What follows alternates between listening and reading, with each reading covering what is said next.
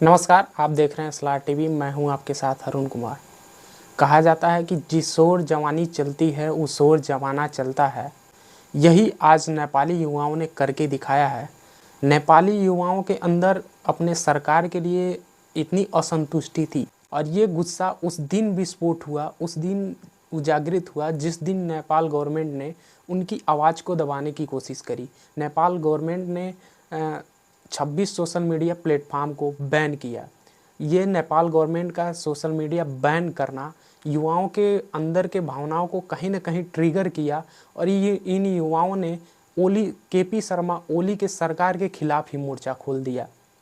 नेपाल से ऐसी ऐसी तस्वीरें आ रही हैं जो देखने में आपको कहीं ना कहीं आप देखेंगे तो सहम जाएंगे। नेपाल की ये तस्वीरें, ये चीज़ें बता रही हैं कि कहीं ना कहीं जब समाज में, जब राजनीति में तानाशाह पैदा होता है, तानाशाही करता है, तो उसकी तानाशाही एक सीमा तक ही जनता सहती है। देखिए, इस कहानी की शुरुआत होती है 5 सितंबर को, जब नेपाल गवर्नमेंट 5 सितंबर को 26 अलग अलग सोशल मीडिया प्लेटफार्म को यह कह कर के बैन कर देती है, क्योंकि इन सोशल मीडिया प्लेटफार्म्स को नेपाल गवर्नमेंट कह रही थी कि वो हमारे देश के संविधान के अनुसार हमारे देश में अपना एक ऑफिस खोलें, हमारे देश में रजिस्ट्रेशन कराएं और अपना एक एटलीस्ट रिप्रेजेंटेटिव रखें उस ऑफिस में, ताकि गवर्नमेंट को उनके किसी भी कंटेंट से कोई दिक्कत हो तो उससे संपर्क किया जा सके।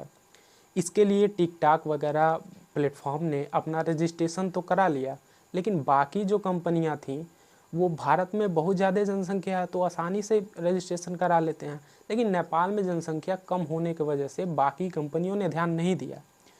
तो इसके चलते नेपाल गवर्नमेंट ने बीते 5 सितंबर को 26 सोशल मीडिया प्लेटफार्म को बैन कर देता है। और ये सोशल मीडिया प्लेटफार्म को बैन करना युवाओं के अंदर दबे हुए सरकार के प्रति आक्रोश, सरकार के प्रति गुस्सा को कहीं ना कहीं विस्फोट कर देता है और युवा सोशल मीडिया प्लेटफार्म को बैन होने की वजह से सड़कों पे उतर आते हैं। कि जिन सोशल मीडिया को बैन किया था उनमें से जैसे फेसबुक है, यूट्यूब है, ट्विटर है, इंस्टाग्राम है, व्हाट्सअप है। सबसे अहम समस्या तब पैदा हो गई जब व्हाट्सअप जैसे बैन हो गए, और व्हाट्सअप बैन होने की वजह से जितने भी नेपाली लोग विदेश में काम करते हैं, अरब कंट्रीज़ में काम करते हैं, उन लोगों का अपने परिवार से कहीं ना कहीं कनेक्शन कटा। ये भी चीज़ें जनता के अंदर कहीं ना कहीं सरकार के लिए आक्रोश पैदा किया। सोशल मीडिया प्लेटफॉर्म को बैन करने के पीछे एक और सरकार का तर्क था कि ये सोशल मीडिया प्लेटफॉर्म कहीं ना कहीं हमारे देश में हेट स्पीच फैला रहे हैं, छोटे छोटे युवाओं को ये कहीं ना कहीं मैनिपुलेट कर रहे हैं, गलत दिशा में लेकर के जा रहे हैं। इसलिए इन पर थोड़ा सा नेपाल गवर्नमेंट कंट्रोल चाहती थी। और युवा जो सरकार के भ्रष्टाचार को, हर देश में प्रचलन तो ये चल गया है कि गोदी मीडिया हो गई है जो सरकार के पिछलग्गू हो जाती है। तो युवा कहीं ना कहीं भ्रष्टाचार को सोशल मीडिया के जरिए ही उजागर करते थे। तो सोशल मीडिया के बैन होने की वजह से जब युवाओं का वो कैंपेन बैन हुआ तो बीते 8 तारीख को सारे युवा नेपाल के सड़कों पे आ गए, जिन्हें जेनजी कहा जाता है, 28 की उम्र तक वालों को। और उन्होंने खुले सरकार के खिलाफ नारेबाजी करना शुरू कर दिया। केपी शर्मा ओली के इस्तीफे की मांग करना शुरू कर दिया। उन्होंने सड़कों पे ऐसे ऐसे होर्डिंग्स लेकर के चलना शुरू कर दिया जैसे कि shut down corruption, not social media platforms. युवाओं के अंदर छुपे गुस्से को सबसे ज़्यादा किसी चीज़ ने टारगेट किया, किसी चीज़ ने उजागर किया, तो नेपाल सरकार ने गलती ये की कि यूनिफॉर्म पहन करके गए बच्चों पर गोलियाँ चला दी गई, जिनमें से 19 जेनजी युवाओं की मौत हो गई और बाकी कई लोग घायल भी हुए। इस चीज़ को कहीं ना कहीं, अभी तक तो प्रोटेस्ट में जेनजीज ही शामिल थे, लेकिन नेपाल की और बाकी जनता भी सड़कों पे उतर आई, क्योंकि यहाँ पे ये यूएन ने भी खुद ट्वीट करके कहा है कि ये ह्यूमन राइट्स का वायलेशन है। स्टूडेंट पर सीधे गोली चलाना ये कहीं ना कहीं अंतर्राष्ट्रीय कानून को ब्रेक करता है। ये सब चीज़ें नहीं होना चाहिए था। प्रोटेस्ट कर रहे युवाओं पे रबर की गोलियाँ चलाई गई, आंसू के गोले चलाए गए।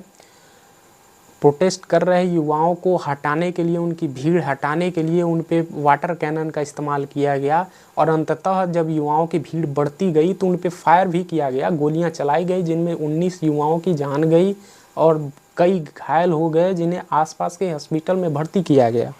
आपके स्क्रीन पे चल रहे इन तस्वीरों को देखिए। इनमें ये जो तस्वीर में दिख रहा है ये आम स्टूडेंट्स हैं। इस तरीके से पोस्टर लेकर के युवा सड़कों पे आ गए। इनके पोस्टर्स को आप देख सकते हैं। आवाज़ उठाऊं, भ्रष्टाचार हटाऊं। इंडिया की जो गोदी मीडियाज़ है इसको कहीं ना कहीं नैरेटिव देने की कोशिश करी। ये जो नेपाल में दंगा भड़की है, युवाओं के अंदर आक्रोश भड़का है, ये सिर्फ सोशल मीडिया प्लेटफॉर्म के बैन होने के वजह से है। लेकिन सच्चाई तो ये है कि ये सोशल मीडिया प्लेटफॉर्म के बैन होने का वजह से ये दंगा नहीं भड़की है। उनके अंदर सरकार के लिए बेरोजगारी के लिए गुस्सा थी, भूखमरी के लिए गुस्सा थी, सरकार में फैल रहे करप्शन भ्रष्टाचार के लिए गुस्सा थी। और ये कहीं ना कहीं उनके अंदर लंबे समय से उनके अंदर ये पल रहा था। और ये सोशल मीडिया प्लेटफॉर्म बैन करना कहीं ना कहीं बस उनको ट्रिगर किया है, माचिस का तीली देने का काम किया है, जिस वजह से वो सीधे सरकार के खिलाफ मोर्चा खोल दिए। आपके स्क्रीन पे इंडिया की कुछ प्रतिष्ठित मीडिया की तस्वीरें चल रही होंगी। जैसे मैं तो ज़िंदगी में कभी सुदर्शन न्यूज़ आज तक देखा नहीं हूँ खोल के। सुदर्शन न्यूज़ की तस्वीरें हैं। इस न्यूज़ में खुलेआम फैलाया जा रहा है कि नेपाल में हिंदू राष्ट्र के लिए जेनजी क्रांति। ये आप हेडलाइन देख सकते हैं इंडिया की मीडिया की। नेपाल में हिंदू राष्ट्र के लिए जेनजीज क्रांति। ऐसे ऐसे कारनामे गोदी मीडिया इस देश में पड़े हुए हैं जो इस देश का भला कर रहे हैं। कैसे भला कर रहे हैं आप सब जान ही रहे होंगे।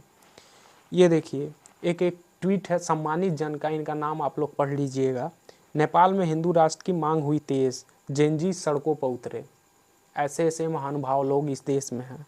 देखिए मैं स्पष्ट इन तस्वीरों में लिखा हुआ है उसको ट्रांसलेट करके आपको बताता हूँ कि किन किन मांगों के लिए ये युवा सड़कों पे उतर रहा है। गवर्नमेंट में ट्रांसपेरेंसी लाया जाए, प्रत्यक्ष निर्वाचन हो, फ्री एंड फेयर इलेक्शन हो, बेरोजगार लोगों को रोजगार मिले, सरकार से करप्शन खत्म हो, भ्रष्टाचार मुक्त समाज बना और भ्रष्टाचार के खिलाफ जांच करने के लिए एक नया आयोग बनाया जाए ताकि वो भ्रष्टाचार के खिलाफ जांच करे और उसके खिलाफ एक्शन ले। इन सब मांगों को लेकर के युवा सड़कों पे आ रहे हैं।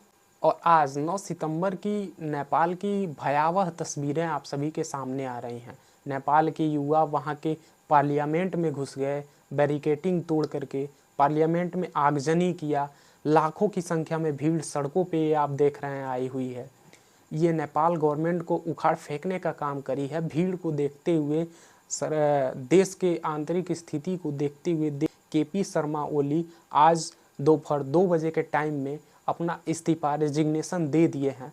और खबरों के मुताबिक ये भी खबर आ रहा है कि कहीं ना कहीं बड़े बड़े नेता देश छोड़ के भागने की फिराक में हैं।